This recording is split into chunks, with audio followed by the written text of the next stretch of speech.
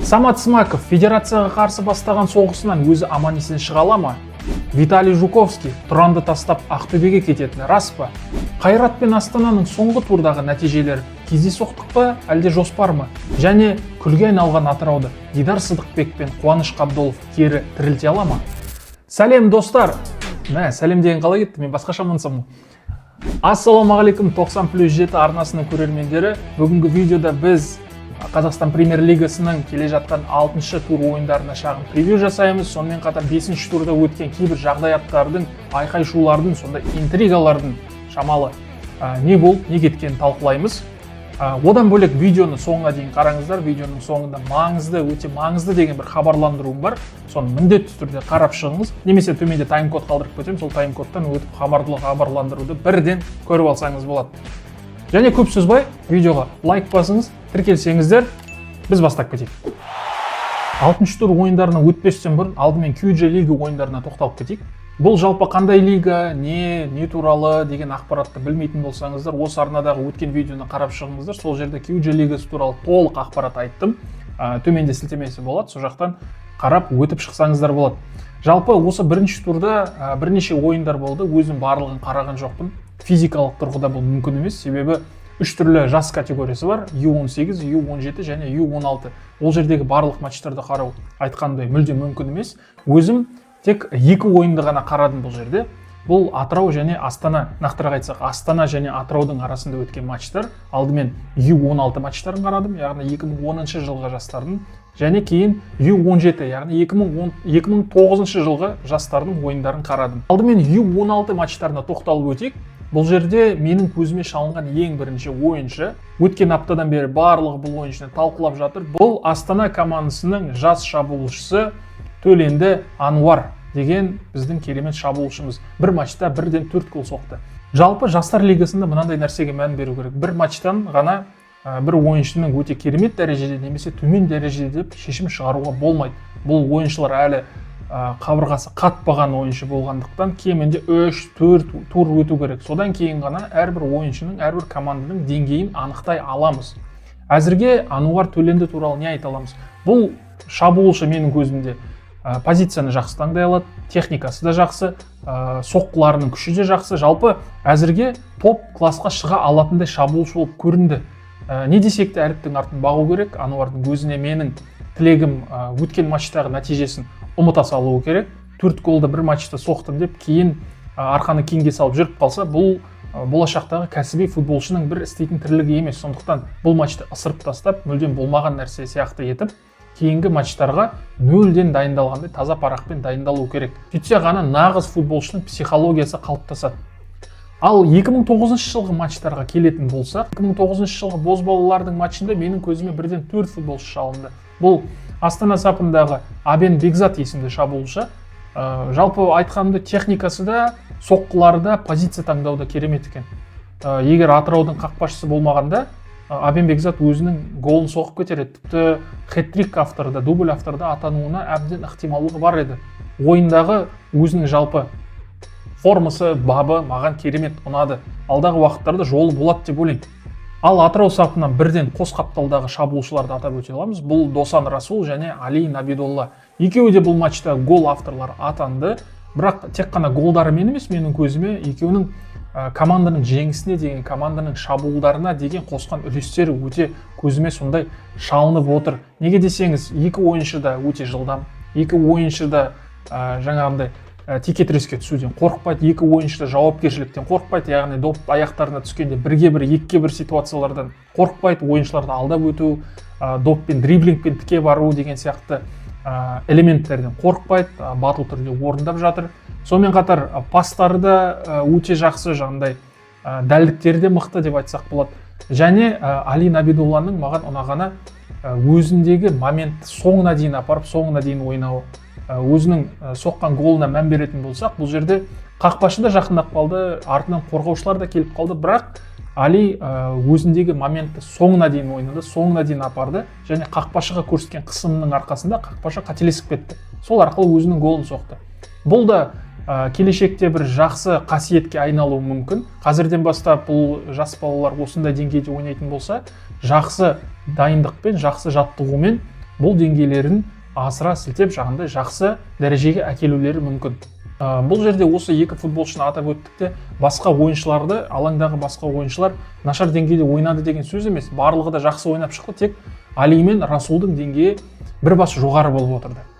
Және үшінші ойыншы Атыраудың сапынан атап кетуге лайықты болып тұрған бұл әлбетте Атыраудың қақпашысы Жамбала Асанали.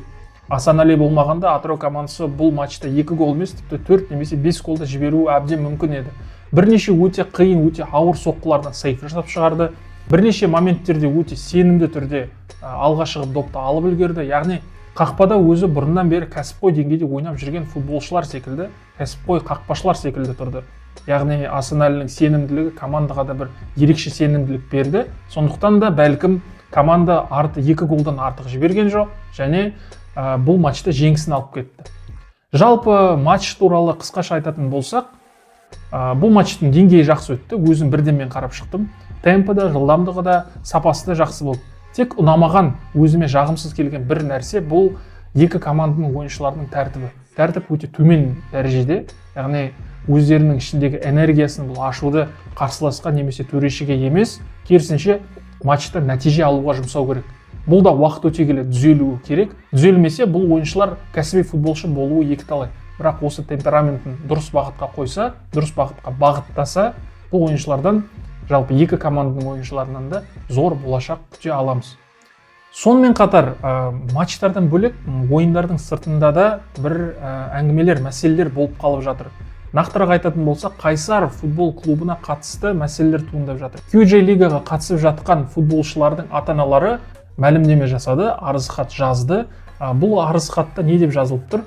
Қайсар футбол клубы, яғни Қайсар футбол клубының басшылығы жас футболшыларға мүлдем жағдай жасамайды. Яғни бірнеше жылдан бері, соңғы 4 жылдан бері балаларға ешқандай футбол экипировкасын, футбол киімдерін алмайды. Барлығымыз өзіміздің қаражатымызға алып жатырмыз дейді.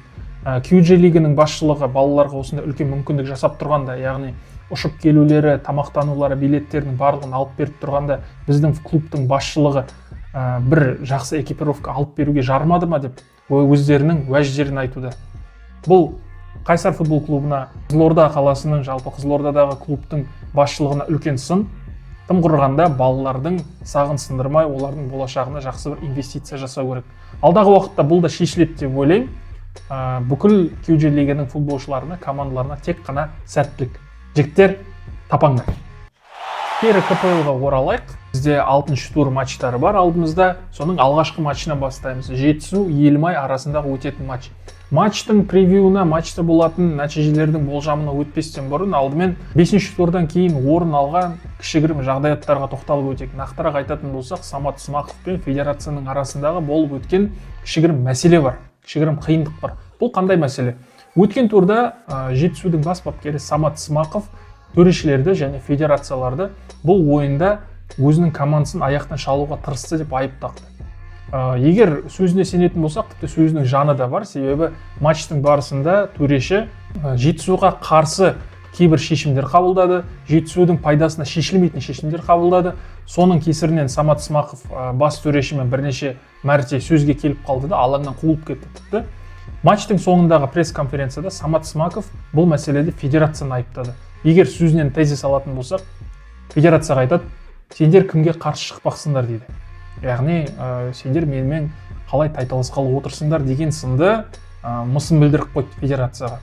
Жалпы төрешілердің мәселесін көтерді, төрешілер өте нашар деңгейде жұмыс жасайды, бірақ одан бөлек осы пресс-конференция барысында Сәкең былай айтты, яғни Қазақстанның футболы соңғы жылдары дамып келе жатқан жоқ, тіпті құлдырап төменге қарай кетіп жатыр. Жақын уақытта Моңғолия да бізден асып кетеді. Бұндай деңгеймен біздер қайдағы Еуропа чемпионаты, қайдағы әлем чемпионаты бұны қоя қою керек деп айтып тұр.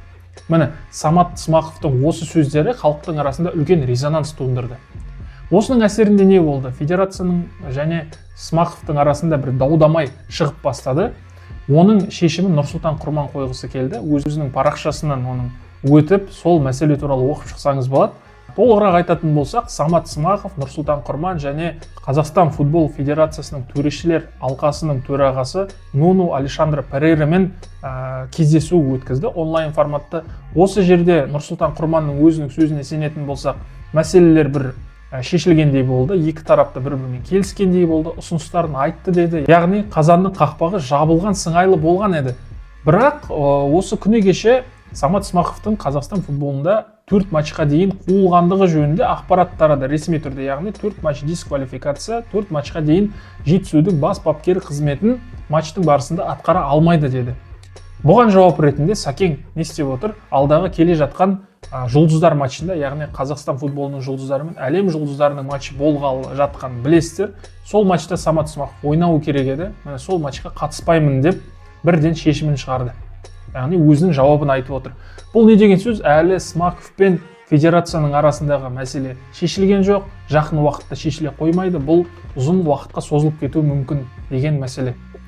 Жалпы айтатын болса, Қазақстан футболындағы төрешілер мәселелері бар, бұрыннан бар, әлі жалғасып келе жатыр, шешілмей келе жатыр. Бұны көріп отырған біршама бапкерлер де бар, біршама футбол сарапшылары, мамандары да бар. Егер осы Сакеңнің жанына басқа да беделді адамдар, сөзі өтімді деген адамдар қосылса, бәлкім бұл мәселенің соңына дейін баратын шығар. Бірақ жалғыз Саматтың өзі федерацияға қарсы ештеңе істей алмауы мүмкін. Не де болса, алдағы болар мәселелерді болашақта көре жатармыз. Яғни бұл мәселе қалай шешілетін. Ал біз матчқа оралайық. Бұл матч қалай өрбиді? Жетісу соңғы уақыттары нәтижесіз келе жатыр. Яғни жеңіс жоқ, я жеңіліс, я жеңіс. Тұрақты түрде тұрақсыз келе жатыр деп айтсақ болады. Бұл матчта да жеңіс алып кетуі өте қиын болайын деп тұр. Неге десеңіз, Самат Смақов алаңның жиегінде болмайды. Бас бапкердің алаң жиегінде болмауы да бұл командаға үлкен әсер ететін факторлардың бірі. Ал екіншіден, Елімай өзінің бабына еніп отыр, жақсы қарқын алып алған команда, және ойыншыларының сапасы да Жетісуға қарағанда кішкене жоғарырақ. Ал бапкері Карпович, Самат Смақов екеуі негізі деңгейлес бапкерлер. Сондықтан бұл матчта Жетісудың бір нәтиже алып келуі қиындау болады. Меніңше бұл матчта ойыншылардың сапасының факторы рөл ойнап кетеді де. Енді Елімайдың ойыншылары сапалырақ болғандықтан, Елімай бір немесе екі доп айырмасымен бұл матчты жеңіп шығуы керек. Келесі ойынға келейік. Оқжетпес және жеңістің арасындағы ойын. Алдымен жеңіске тоқталып кетейік. Жеңіс қаншама тур өтті? 5 тур өтті және бір кубоктық матч өтті. Осы 6 ойында жеңіс командасы тек қана бір рет жеңіске жетті. Оның өзі кубоктық матчта. Яғни Ақтөбені жеңіп шықты. Ол жеңісті де бір керемет жүйеліліктің, керемет жұмыстың арқасында алынған жеңіс деп айту қиындау. Бір сенсацияға толы матч болды. Сенсациямен алынып кеткен жеңіс болды. Бұл матчқа бір керемет мықты нәтиже болды деп қараудың қажеті жоқ деп ойлаймын. Оның үстіне Ақтөбеде бір өзінің жойқын құрамасымен шыққан жоқ. Ал лигадағы осы біріншіліктегі ойындарына келетін болсақ, 5 тур өтті. 5 турдың нәтижесінде тек қана бір ғана соғылған гол бар. Қатарынан барлық ойындар тең аяқталып келе жатыр. Соңғы ойында тіпті жеңіліп қалды. Яғни әзірге нәтиже жоқ. Команда жақсы ойнағысы келеді деп айтты басында, жақсы нәтиже көрсеткісі келеді деп айтты. Кезіндегі ұлттық құраманың кейбір ойыншыларын сапыларына алды, бірақ нәтиже жоқ. 4-ші турдың превьюінің алдында осы арнада мен айтқан едім, жеңіске бір шабуылда жүйелілік керек деп. Содан бері әлі ештеңе өзгерген жоқ. Ал Оқжетпеске келетін болсақ, Оқжетпес соңғы турда Ұлытауды ұтып кетті. Оның алдында 2-ші турда Атырауды ұтты. Енді қалған ойындарда тең нәтижемен жеңіліс бір-бірін алмастырып келе жатыр. Жалпы бірыңғай болмаса да, енді басым көпшілігі қазақстандық ойыншылармен жасақталған команда үшін бұл жақсы нәтиже. Әзірге 6-ші орында келе жатыр. Ал матчтың өзіне келетін болсақ, бұл аса қызықты матчтардың бірі бола қоятынына өзім сенімсізбін. Неге десеңіз, екеуінің де ойындары бір керемет жанкерлерге ұнайтындай ойын емес. Менің өз пікірім, бұл матчта доп жерге түспейді. Бір қорғаныстан екінші қорғанысқа, бір шабуылдан екінші шабуылға доп ауамен ұшып, әртеуір диагональ доптармен, диагональ пастармен, қапталдан навестармен ойналатын бір ойын болуы мүмкін. Өз басым бұл ойында қатты қызықты болады деп күтпеймін. Сондықтан екеуі ара тең нәтижемен де тарқасуы мүмкін, немесе өте кішкентай доп айырмасымен екі команданың біреуі жеңіп кетуі мүмкін. Бірақ енді өз басым теңбе-теңге тоқталып отырмын. Келесі матч Ақтөбе және Ұлытаудың арасындағы матч. Бұл матчтан не күтеміз? Бұл матчтан тек қана Ақтөбенің жеңісін ғана күтуге тура келетін шығар. Неге десеңіз, ең бірінші Ақтөбе өзінің алаңында ойнайды.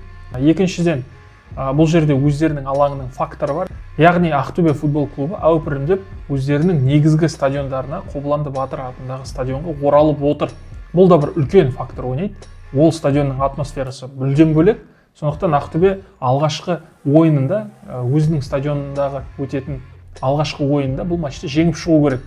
Ұлытау әзірге сырт алаңда түгіл өз алаңында бір нәтиже алатын командаға ұқсап тұрған жоқ. Команданың сапындағы жергілікті болсын, легионерлер болсын, бұл ойыншылар бір нәтиже алып келетін ойыншыларға ұқсамайды.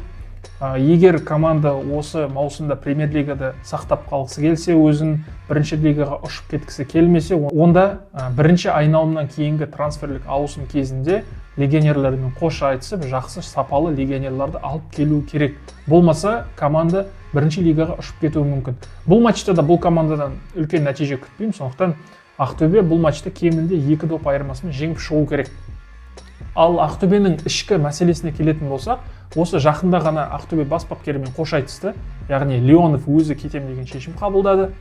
Леонов кеткеннен кейін әзірге оның міндетін атқарушы ретінде бапкер отырды, бірақ алдағы уақытта Ақтөбе міндетті түрде басқа бас бапкер әкеліп тағайындайды. Ұзын құлаққа сенетін болсақ, Ақтөбе командасының тізгінін Қайрат Нұрдәулетов есімді отандық маман ұстайды дейді. Қазіргі уақытта Қайрат Нұрдәулетов Ертістің бас бапкері, бірінші лигада келе жатыр. Бұл әңгімеге, бұл сыбысқа сенуге бола ма, болмай ма? Меніңше Қайракеңе әлі Ақтөбеге келу ертелеу. Ертісте әзірге жүре тұрсын, Ертісте абырой жинау керек. Оның үстіне Павлодарда оған берілген қойылған мақсаттар бар, сол мақсаттарды орындап шығу керек. Яғни премьер-лигаға Ертісті қайтаруы керек. Міне осымен әзірге бас қатырсын. Олай болатын болса, Ақтөбенің бас бапкері қызметіне кім лайықтырақ? Өз пікірім Виталий Жуковский, Тұран командасындағы.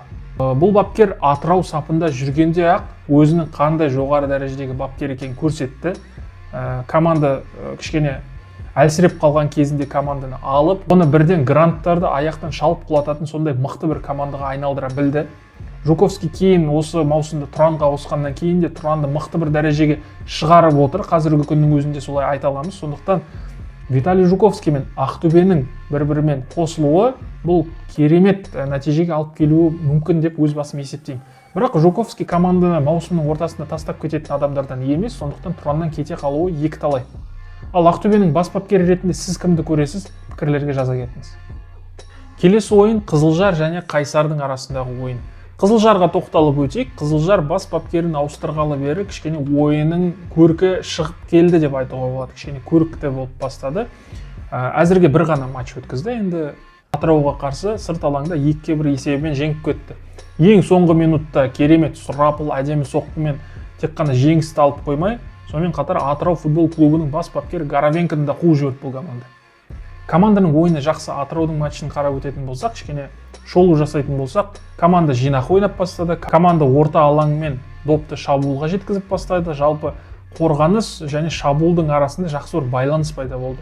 Орта алаң жұмыс жасап бастады. Александр Найок бастаған жігіттер жарады бұл матчта. Ал Қайсарға тоқталатын болсақ, Қайсар Қайратпен ойнап, бұл матчта стиль таза Қызылорда қылдырып жіберді. Яғни бұл матчта жеңіліп қалған жоқ. Көптеген сарапшылар, көптеген мамандар және жанкүйерлер Қайраттың бұл матчта еркін 3 ұпайды алып кетеді дегеніне сенген. Қайраттың өзі де соған асыра қатты сеніп қойған сияқты, бұл матчта бір толық күштерін сарпып ойнамағандай сыңай танытты. Керемет нәтиже, жеңіс болмаса да жеңіске татитындай 1 ұпайды алып алды. Енді бұл матчқа келетін болсақ, бұл матч қалай өтеді? Қайсар өткен матчта енді Қайратты тоқтатқаннан кейін бұл жерге Қайратты тоқтаттық, Қызылжар бізге не тұрыпты деген мотивациямен, сондай бір жігермен келуі мүмкін. Сол жігердің, соның буының арқасында да алғашқы таймның бір 20 минутының ішінде гол соғып та алуы мүмкін. Жақсы шабуылшылар бар, жақсылықтың өзі неге тұрады деген секілді. Бірақ ойын Қызылжардың алаңында, меніңше Қайсар 1 гол соқса да, соңында Қызылжар жеңіп кетуі әбден ықтимал. Турдың кезекті ойыны Астана қаласында өтеді. Астана және Атыраудың арасында өтетін матч. Алдымен Атырауға тоқталып кетейік. Бұл команданың сапында болып жатқан қиындықтарды бүкіл жаңағы ерінбегеннің барлығы айтып өткен шығар. Мен де айтып өттім. Бұл видеоны осы арнадан таба аласыздар, немесе төменде сілтемесін қалдырып кетемін. Сол жерден қарап өтсеңіз болады. Яғни қазіргі таңдағы Атырау футбол клубында, Атырау сапында болып жатқан барлық қиындықтарды ашық түрде айтып шықтық. Бірақ сол видео шыққалы бері Атырау сапында біраз өзгерістер орын алды. Дәлірек айтатын болсақ, команданың сол кездегі бас бапкері Константин Горовенко кетті. Оның орнына жергілікті маман Қуаныш Қабдолов бас бапкер міндетін атқарушысы болып тағайындалды. Облспорт басшысымен біраз келіспеушілікке түсіп жүрген Дидар Сыдықбек өзінің бас менеджер қызметіне кері оралды. Орала сала біраз тірліктерді қайтадан жасап кетті. Яғни команданың ішіндегі бір атмосфера түзелуде, ойыншылардың бір-бірімен байланысы түзелуде, жанкүйерлер де оң көздермен қарап бастады командаға. Жалпы атмосфера жақсы, команда жақсы деңгейде дайындалып жатыр деп айтсақ болады. Ал Астанаға келетін болсақ, Астана қалай? Астана өткен матчта Тұранмен ойнады. Тұранмен тең-бе-тең ойнап қалды. Түркістанда болған матчта Астана қатты ештеңе істей алмайды. Тұран кәдімгідей оларды тұсап ұстап алды. Көптеген мамандар бұл матчтан кейін мынандай пікірлер айтып жатты. Астана бұл матчта әдейі тең ойнап қалды деген сияқты, яғни біреулердің пайдасы үшін тең ойнап кетті деген сияқты бір келді кетті сондай тип қашпа әңгімелер болды. Яғни көбісі Астананың жәрге контораларға шамалы пайда беру үшін қызмет етіп кетті, ойнап кетті деген айып таққысы келді. Бірақ бұл мүлдем шындыққа жанасатын мәселе емес. Егер сіз футболды түсінетін болсаңыз, Тұран мен Астана матчын қараған болсаңыз, ол жердегі матчтың қалай өрбігенін сіз бірден түсіне аласыз. Тұран Астанаға қарсы кәдімгідей төтеп берді, кәдімгідей тұсап ұстап алды, ештеңе істеткізбеді. Ойын тең нәтижемен аяқталды. Тіпті Тұран ұтып кетуі де мүмкін еді кейбір моменттерде, кейбір сәттерде. Сондықтан Астананы кінәлау, Астанаға айыптау бұл жерде мүлдем дұрыс емес, шындыққа жанасатын нәрсе емес. Ал Түркістанда енді тең ойнап қалғаннан кейін Астана ашулы, Астана ызалы болады және өз алаңында ойнайтын ойынға кәдімгідей дайындалатыны сөзсіз. Сондықтан енді Атыраудың ішкі атмосферасы қанша жерден жақсарса да, сол бұрынғы ойыншылар, сол бұрынғы бапкер болмаса да енді Атырауға таныс емес, таңсық емес, өздерінің ішінен шыққан, жүйесінен шыққан бапкер. Менің ойымша бұл матчта Атыраудың нәтижесі қатты өзгере қоймайды. Өз алаңында ойнайтын ызалы Астанаға қарсы ештеңе істей алмайды. Бұл матчта да өкінішке қарай Атырау ірі есеппен жеңіліп қалуы әбден ықтимал. Өзім атыраулық болғандықтан, Атыраудың жанкүйері болғандықтан әлбетте Атыраудың бір жақсы нәтижемен шыққанын, кемінде тең нәтижемен шыққанын қалаймын жанкүйер ретінде. Бірақ рационалды түрде қарайтын болсақ, Астана мүлдем мүмкіндік бермей, ірі есеппен жеңіп кетеді деп ойлаймын. Кезекті ойын оңтүстіктік дерби, Ордабасы және Тұранның арасындағы өтетін матч. Бұл матч өте қызықты матчтардың бірі болғалы тұр. Ордабасы жалпы соңғы матчта жеңіп шықты, Жетісудан ұпай алып кетті, 3 ұпай алып кетті. Бұл матчта 3 ұпай емес, 1 ұпай ғана алып кетуі мүмкін, тіпті ұпайдан жұрдай қалуы да мүмкін еді. Бірақ Шайзаданың еңбегінің арқасында, Шайзаданың сондай бір кураж ұстап алуының арқасында Ордабасы гол жібермеді, ұтып шықты. Ендігі бұл матчқа Ордабасының жалпы көңіл-күйі жақсы болып келіп отыр және принципиалды матч Тұранға қарсы. Сондықтан бұл матчқа ордабасылықтар, шымкенттіктер жақсылап тұрып, дайындалып, тағы бір кезекті 3 ұпайларын алып кеткісі келеді. Бірақ Тұран оған жол беріп қоя ма? Тұран Қайратқа қарсы Қайраттың ең қиын деген матчтарын өткізіп берді. Соған себепші болды. Астанадан ұпай тартып алды. Астана ұта алмай қалды бұларды. Екі Қазақстандағы грантты осылай тұсап ұстаған команда Ордабасыға келіп сүрініп қалады дегенге өз басым сенбеймін. Матч өте қызықты болғалы тұр, өте жақсы жойқын матчтардан болғалы тұр. Бірақ менің ойымша Виталий Жуковскийдің жігіттері, Тұран командасы 3 ұпайды алып кетеді деп ойлаймын. Осы видеоны қарап отырған шымкенттіктер болса, маған түк ренжімеңіздер, бірақ осы маусымдағы Тұранның ойыны өзіме қатты ұнайды және жақсы келе жатыр. Тұранның бір жақсы жетістікке жеткен қалаймын. Тұран осы матчта жеңіп шығу керек. Есеп айырмасы өте үлкен, өте жоғары болмайды. Бір доп айырмасымен Тұран жеңіп шығады. Және соңғы ойын, осы турдың орталық ойыны Қайрат және Тобылдың арасында өтетін ойын. Ойын Алматы қаласында өтеді. Алдымен Қайратқа тоқталып өтейік. Қайрат өткен турда Қайсармен ойнады, сырт алаңда тең нәтиже тіркелді. Бұл матчтан кейін Қайрат кішкене ызалы келуі мүмкін. Оның үстіне ойын өздерінің алаңдарында өтеді. Бұл матчты жайпамаса да енді 3 ұпайды алып шығуға тырысады. Бұл матчтағы қарсыластары оңай шағылар жаңғақтардан емес. Тобыл командасы осы маусымдағы гранттардың, осы маусымдағы фавориттардың бірі. Өткен матчта бұл команда Ақтөбені ұтып келді. Сондықтан Қайратқа жеңіл болайын деп тұрған жоқ. Не де болса қызық матч болады. Өзім бұл матчта нені күтем? Бұл матчта Ислам Чесноковтың тағы бір керемет перформанс көрсететінін күтем. Өткен матчта Ақтөбеге қарсы өткен матчта Ислам өте бір әдемі, керемет сұрапыл соққымен әдемі голдардың бірін соқты. осы матчта да жақсы өнер көрсетіп шығу керек. Себебі Ислам Чесноков жазда Шотландия немесе Португалияның бір командаларына ауысады деген үлкен бір сыбыс бар. Сыбыс бос жерден шықпайды, демек шынымен де сондай әңгімелері бар, шынымен де сондай жұмыстар жасалып жатыр деген сөз. Сондықтан Чесноков та бұны біледі. Демек матчқа Шотландияның немесе Португалияның командаларының өкілдері, скауттары келіп матчты тамашалау әбден мүмкін. Чесноковқа әрбір осындай топ матчтар үлкен мүмкіндік, сондықтан бұл матчта Чесноков өзінің бір керемет деңгейін көрсетуге тырысу керек, яғни көрсетіп шығады деп ойлаймын. Бұл матчта не күте аламыз? Бұл матчта кез келген нәтиже тіркелуі мүмкін. Қайрат та мықты, Тобыл да мықты, екеуі де жақсы ойнап келе жатқан команда және екеуі де бабын жинақтап алды.